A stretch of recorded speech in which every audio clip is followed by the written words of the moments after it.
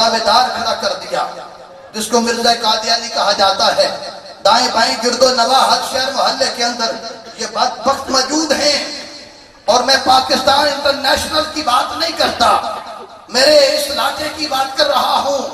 اس لیے ضرورت سمجھی اور یہ حضرت صاحب کا حکم تھا کہ ختم نبوت میں یہ بات عوام الناس کو بتائی جائے.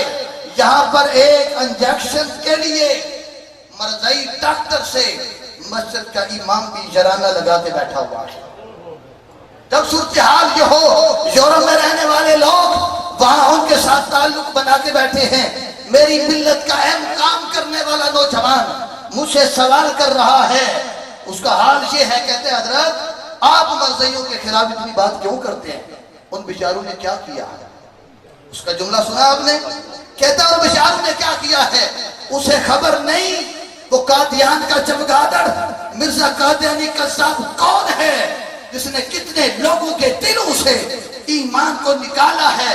انگریز کا خودکاشتہ پودا تھا اور اس کے پرورتے آج بھی پروردے وہ کام کر رہے ہیں.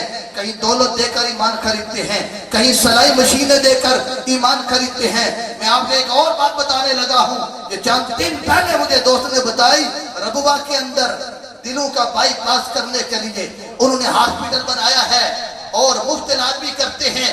کتنے لوگ وہاں پر جاتے ہیں. یارو اس زندگی سے قیمتی ایمان ہے. اور وہاں پر ایک ماں اور باپ دونوں پہنچے اور بیٹے کا علاج کروانا تھا.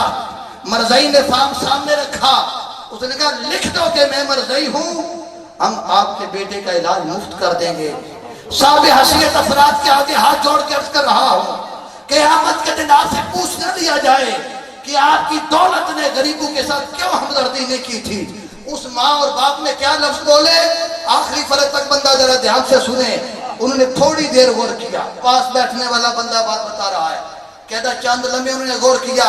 غور کرنے کے بعد کہنے لگے بیٹا نہ بچے، ایمان بچانے کا کیا فائدہ. استغفر اللہ پڑھے.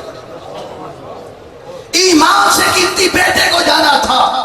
اس نے صحابہ کی ہسٹری نہیں پڑھی تھی کہ مسلمہ کذاب جھوٹی نبوت کا دعویٰ کرنے والا بندہ جب اس کی بارگاہ میں رسول اللہ کا غلام صحابی پہنچا تو اس نے کہا تم گواہی دیتے ہو میں بھی اللہ کا رسول ہوں، تم گواہی دیتے ہو.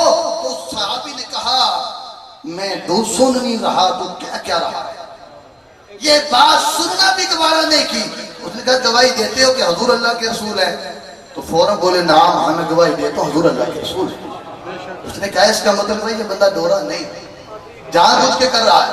پھر پوچھا گواہی دیتے ہو میں اللہ کا رسول ہوں؟ کہا میں سن ہی نہیں رہا تو کیا بکواس کر رہا ہے.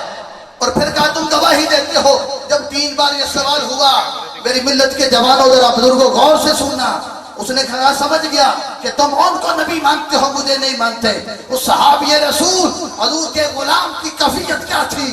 اس نے ایک ہاتھ کو کاٹنا شروع کیا، ٹکڑے ٹکڑے کر کے ایک ایک یکدم نہیں جان نکالی.